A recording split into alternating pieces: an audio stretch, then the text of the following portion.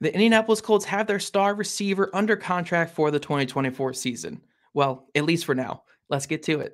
You are Locked On Colts, your daily Indianapolis Colts podcast. Part of the Locked On Podcast Network, your team every day.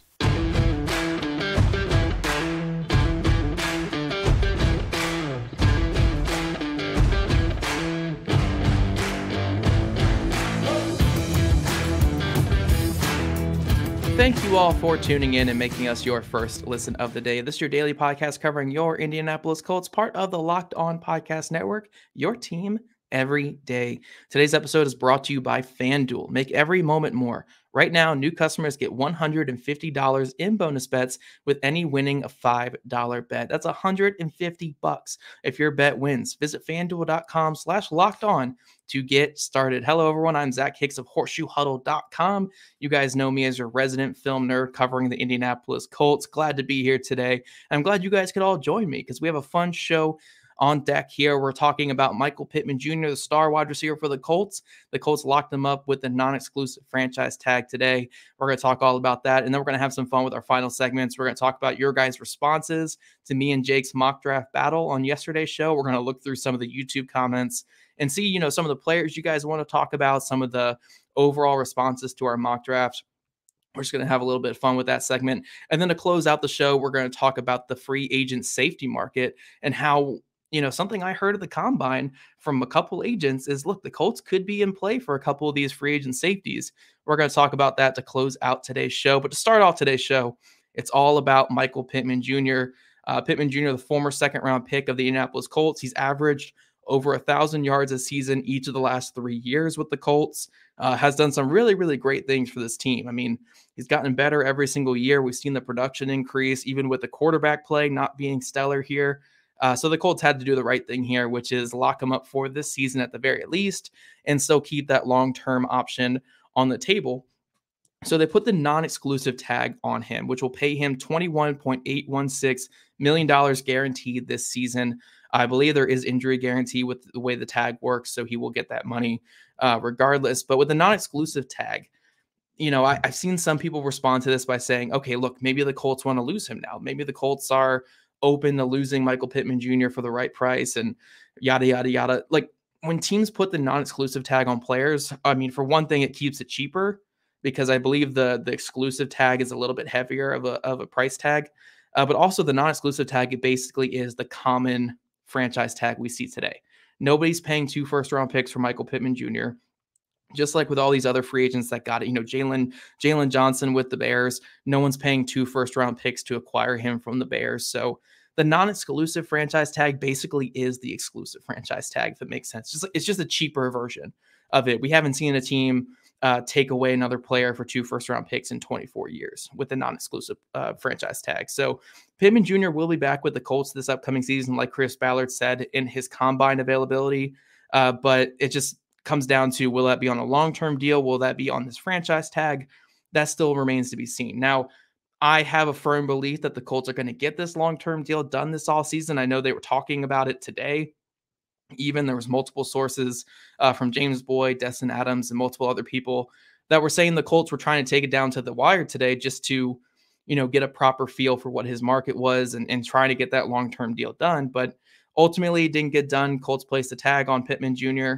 It makes a lot of sense. And with this non-exclusive tag, him and his agents can still talk to other teams. Again, it's very, very unlikely that any team is going to fork over 2 first-round picks and $20-something million per year for Pittman. But what this does do is it gets a good feel around the league for what teams would have paid him if he were available. Now, again, these teams can exaggerate a little bit. They can say, we would have given you $30 million a year, and he can take that back to Ballard, and Ballard can laugh about it because that's not realistic. But it does give him this opportunity to feel what his price tag would have been, because he's still allowed to have those conversations with other teams while he's on this non-exclusive tag. So it's just a bargaining chip. It's a way that, these two sides can come back together after free agency gets all sorted out and the conversations are had with other free agents for both these sides to get together and say, okay, here's what we want to get to. Here's the number we want to get to. Here's the years we want to get to, and let's get this thing done. So look, I'd be really shocked if Pittman Jr. is not given a long-term extension at some point this offseason. It just doesn't make any sense to not get it done. I would expect it to be around 4 years, probably close to $100 million with a good $40 million guaranteed. And I think that's a good deal for Pittman Jr., especially if it's basically a 2-year, $40-something million deal. It makes a lot of sense for both teams. Pittman Jr. loves it here. He's a vital focal point of this entire offense. The offense runs through Pittman Jr. We saw that Atlanta game when he didn't play this year, just how abysmal this offense could look without him. So we know how important he is to this offense. The next step now is bringing back Pittman, bringing back all these other weapons, getting a healthy Anthony Richardson out there, and maybe adding another player or two, maybe a Brian Thomas Jr. in round one, maybe an AD Mitchell in round one, maybe a Brock Bowers in round one, whoever that's going to be. It's about adding to the offense and not subtracting it. So ultimately, the Colts could not afford to lose Michael Pittman Jr. this offseason, and they're not going to. They're going to get him back for this upcoming season, and the Colts offense should hopefully be able to just take off from where they were last year. But yeah, to all you people that were a little concerned that the Colts might not bring back Michael Pittman Jr., or for, other fan bases that were excited about the potential of signing Pittman Jr. this offseason, it's officially done. That dream for other teams is dead. That the hopelessness for our guys is dead. He is back. Michael Pittman Jr. is back with the Colts. He will be a Colt no matter what this next season, and I'd be very shocked if he's not a Colt for the next 3, 4, 5, whatever amount of years. I mean, the Colts want to get this done. A long-term deal will get done at some point this offseason. I feel very, very confident predicting that. But coming up, guys, we're going to have some fun. We're going to talk about the mock draft show from yesterday and talk about some of your guys' responses and other players that you wanted to see mentioned there. I mean, look, we're going to the YouTube comments. You guys know how that can be, but we're going to go to the YouTube comments and have some fun with it. But first, this show is sponsored by BetterHelp. What's the first thing you do if you had an extra hour in your day? Would you go for a run? Would you take a nap? Would you read a book? Would you show up for a friend? A lot of us spend our lives wishing we had more time. The question is, time for what? If time was unlimited, how would you use it? The best way to squeeze that special thing into your schedule is to know what's important to you and make it a priority. Therapy can help you find what matters to you so you can do more of it. Guys, I've talked about therapy quite a bit on this show through BetterHelp and a lot of other ways too. It's been a very, very important thing in my life that's helped me, pick myself up from low points, be a crutch when I need it, and also just be someone to talk to. So if you're thinking of starting therapy, give BetterHelp a try. It's entirely online, designed to be convenient, flexible, and suited to your schedule. Just fill out a brief questionnaire and get matched with a licensed therapist and switch therapists at any time for no additional charge. Learn to make time for what makes you happy with BetterHelp. Visit BetterHelp.com/lockedon today to get 10% off your first month. That's BetterHelp, HELP.com/lockedon. Already, Locked On listeners and my beautiful everydayers. Now, I have decided to journey where no man should ever go, and that is to the YouTube comment section to find some comments on yesterday's show that me and Jake did. So if you guys follow the show, if you guys watch it every day, like I just mentioned, the beautiful everydayers, we did a mock draft Monday episode where me and Jake did dueling 3-round mocks with each other. And I asked you guys to comment what you thought about these players and what you thought about some other players in the draft. So I'm going right to the comment section. We're going to talk about some of the other players that me and Jake omitted from our mock draft. You guys want to see the mock draft, go to yesterday's show and watch that. I highly recommend it. But we're going to talk about some of these other players here. So Hustleman Jones commented on the YouTube channel. He said, round 1, go Quinyon Mitchell. Round 2, go T'Vondre Sweat. And round 3, go Ricky Pearsall. So if you guys don't know who those players are, Quinyon Mitchell, cornerback from Toledo, T'Vondre Sweat, defensive tackle from Texas, and Ricky Pearsall, wide receiver from Florida. Now, to start off, Hustleman, I love Quinyon Mitchell in round 1. I love Quinyon Mitchell in general. He came in a little short on Chris Ballard's typical arm length measurements that he's cool with, but Quinyon Mitchell, super athlete, super competitive, really fun player, has that alpha personality that you like in a cornerback. So Quinyon Mitchell, he's my cornerback 2 in this class. I would absolutely be pumped to get him at pick 15 in this class. So A+ on that first one there. T'Vondre Sweat in round 2 is very interesting. A very productive player from Texas last year, part of one of the best defensive tackle duos in all of college football alongside Byron Murphy. My big concern with T'Vondre Sweat is we haven't really seen players at his size work out recently in the NFL. T'Vondre Sweat came in at the combine at 360 pounds. and he had to work down to get to 360 pounds coming into the combine. We're even seeing players like Jordan Davis, who was at 340 coming into the league at defensive tackle. He's very much a rotational player with the Eagles, and he's much more athletic and just juiced up than a guy like Devondre Sweat is. So when you're taking Sweat that high, you're hoping that he can cut the weight down and be like a legit 60% snap player. And I just don't know if he's going to be that in the NFL. I think he's going to be like a 20% snap player. And I think that's a little too high there in the second round. So I love Devondre Sweat's film. I think he was great in college football. I'm just concerned about that fit in the NFL, but you guys can let me know what you think there. And then Ricky Pearsall in round 3 is so fascinating because, I think if you were to ask any Colts fan this question last year, like, okay, who were the weapons that Anthony Richardson was throwing to in college? We'd all say, oh, he was throwing to nobodies. He was throwing to non-NFL guys. And now a year later, we're all saying, okay, Ricky Pearsall in round 1 or Ricky Pearsall round 2, Ricky Pearsall round 3, whatever it's going to be. I like Ricky Pearsall. I think round 3 is perfectly reasonable for him. He's got the athletic traits. He's got the hands. He's got the route running on film. I think this is where I'm the highest I would take him, though. Round 3, I'm good with. Round 2 is too much for me.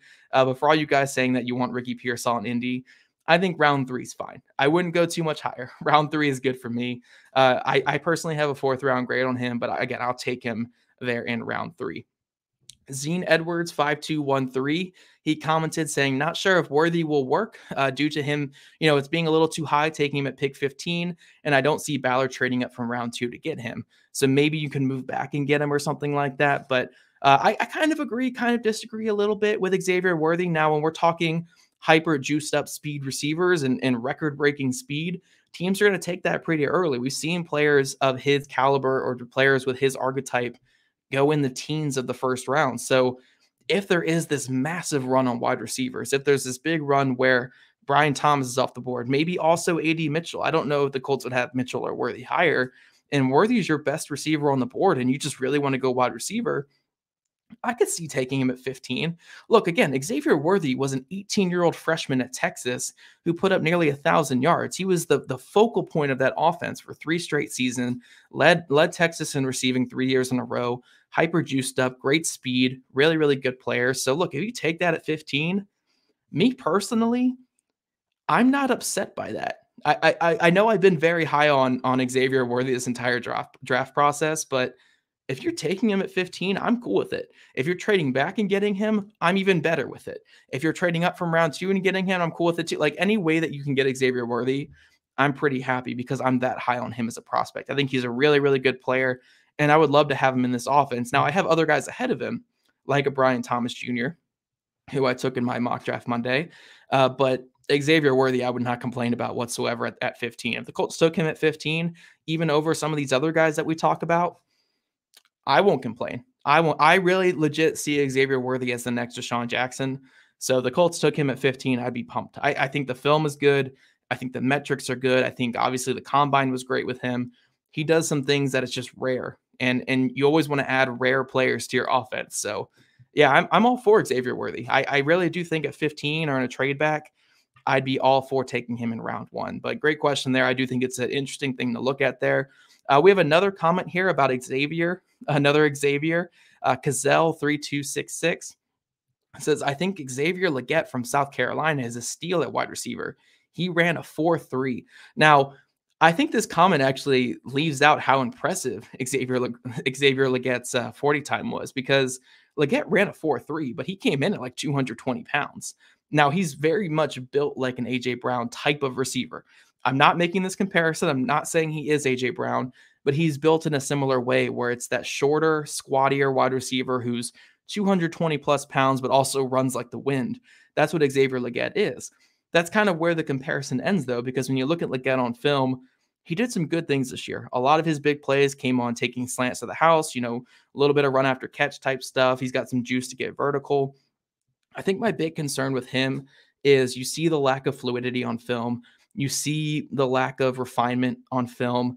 And also, it took him so long to break out in college. I mean, it took him until his 5th season, 6th season, whatever. I think it was his 5th season to finally have like any production at the college level. Now, when he got that production, it was outstanding. It was over 1,000 yards this past year. He was the focal point of that offense, which you love to see. But it took him so long to get to that point to where he was, a 22, 23-year-old man who is dominating 19, 20-year-olds, and I mean, in the SEC. So again, I don't want to downplay it too much, but I'm always wary of players who are very late breakouts in college and they don't break out until they're essentially grown men playing with college kids.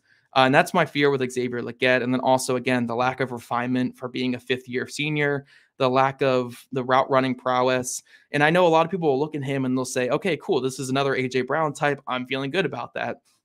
But also you can look at it on the same hand and say, this looks like a Jonathan Mingo type. This looks like a Treylon Burks type. Again, we've seen this type miss quite a bit, as much as we've seen hit, or maybe even more than we've seen it hit. So, Xavier Legette, I get it. And I think if you take him, you have to have a very specific yards after catch, like underneath type role for him. But I do understand the hype there. If you take him on day 2, I think you can have a really good role player in your offense. You just can't ask him to be your every down, like number 1 wide receiver, because I just don't think that's who he is. But yeah, I love the traits, love the upside, love that he finally broke out this year. It's great to see a player who just kind of stuck with it his entire career and finally broke out.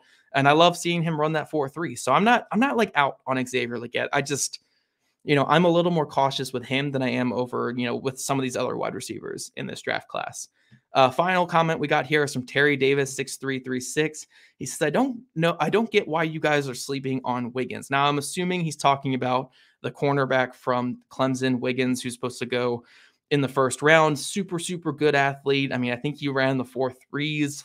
We knew this whole draft process he was going to test like one of the best corners in this entire class, and he certainly showed it at the combine. I think my big concern with him is, maybe I'm just like broken by Chris Ballard. I really could just be broken by Chris Ballard to the point where when I'm watching draft prospects, I'm only watching them from the Chris Ballard point of view. And when I look at a player like Wiggins, I don't see a Chris Ballard player in the slightest.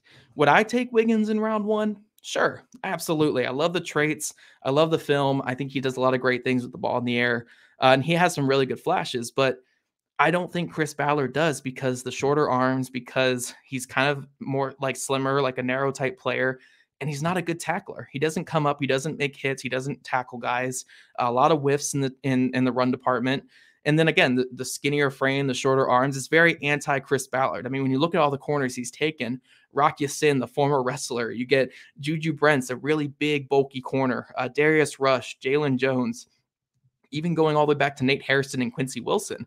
I'm not saying it's the right path to take. I'm not saying Chris Ballard's always right at cornerback, but we obviously have a type that he takes at the cornerback position, and that's really not what Wiggins is. I just don't really see it when I'm watching Wiggins film. So if we exclude him from conversations of first-round corner, if we exclude him from mock drafts when it comes to the Colts, it's because we just don't see him as a fit with the Colts. And I think that makes a lot of sense. You guys can let me know in the comment section and how you respond to this video. But yeah, I like Wiggins a lot. I just don't see him being on the Colts draft board, or if he is on the Colts draft board, I don't see him being higher than guys like Terrion Arnold or Cooper DeJean or, Quinyon Mitchell. So I just don't think he's going to be that high for the Indianapolis Colts. But you guys let me know in the comment section what you think. I think those are all some good players, really great comments there.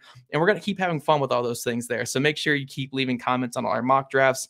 Give your input and give some players that you absolutely love in this upcoming draft. But coming up, we're going to talk about free agency now. Free agency is a week away. We know which players got tagged and which players didn't. And I really do think that there is one position the Colts are going to be targeting when it comes to free agency. But first, get buckets with your first bet on FanDuel, America's #1 sportsbook, because right now new customers get $150 in bonus bets with any winning $5 bet. That's $150 if your bet wins. Bet on all your favorite NBA players and teams with quick bets, live same-game parlays, exclusive props, and more. Just visit FanDuel.com/lockedon and shoot your shot. Look, guys, Indiana Pacers are in the midst of their playoff stretch, trying to push for the playoffs. You can go to FanDuel and you can be negative and bet against them, or you can be positive and bet all for your local boys. So again, go to FanDuel. FanDuel, official sportsbook partner of the NBA. Alrighty, everydayers, we are back with our final segment on today's show, and we're talking about safeties in free agency. Now, I'm sure you guys have heard there's been a lot of safety movement on the open market, and a lot of it has been pointing towards there being an abundance of good safeties out there in free agency this year. Now, Kyle Duggar from the New England Patriots was tagged, so he will not be available, but pretty much everyone else is going to be out there. Safeties Cam Curl and Xavier McKinney were not tagged by their respective teams. And then Rayshon Jenkins, Jamal Adams, Quandre Diggs, all of them got released today as well. So it's just going to be a loaded free agency when it comes to safety. And I think this bodes really well for the Indianapolis Colts. Now, look, I'm not a newsbreaker. I'm not a reporter. So don't take this as some official, like, super insider report. But I did talk to a few agents and a few NFL people when I was out there at the NFL Combine.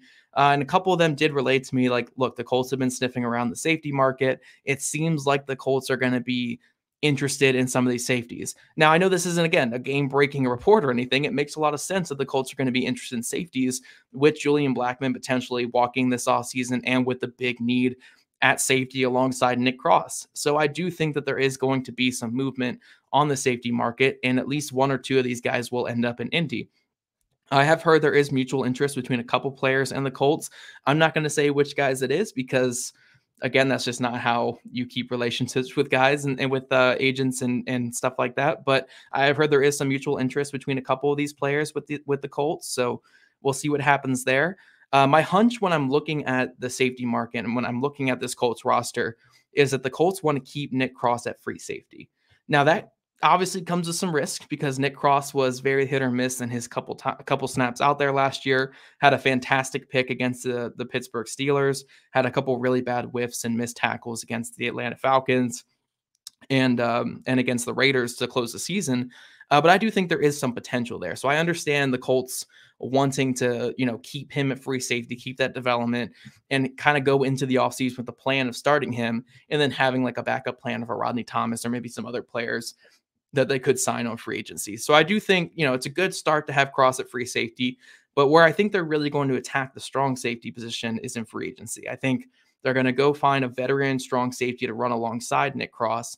That way he can take some of those responsibilities away from Cross. You have a good run defender in the box and a player who has good ball skills also around the linebackers and kind of doing those box things that we see in this cover 3 scheme. So I do think, if you're looking at like free agent safeties and you're looking at the types that the Colts are going to go after, I think you want to look for, for lack of better words, you want to look for the Cam Chancellor and not for the Earl Thomas in free agency. I think you're looking at guys like Jaron Kearse, you're looking at guys like Jeremy Chin, Kyle Duggar, if he were to hit Cam Curl, Xavier McKinney. I know he can kind of do a little bit of both, but like Xavier McKinney, Jordan Whitehead, you're looking at these type of guys, Rayshon Jenkins.